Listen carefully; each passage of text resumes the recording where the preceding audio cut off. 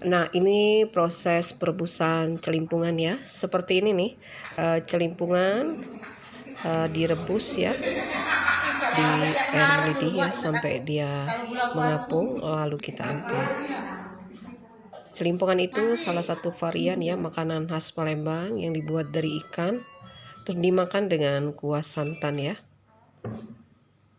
Ditaburi dengan bawang goreng dan ditambahkan sambal cabai rawit. Seperti ini. Nah, ini sudah matang, siap diangkat ya. Cantik sekali.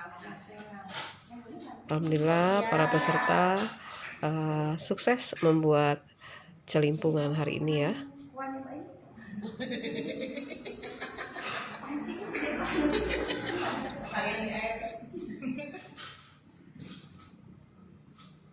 Nah, ini para peserta yang kursus hari ini. Kami Lembaga Kursus Ita Yudhistira berada di Prabu Mulih ya, bersama teman-teman di sini untuk belajar makanan khas Palembang. Celimpungan, laksan, tekwan, dan model. Seperti ini hasilnya. Luar biasa. Celimpungannya cantik sekali.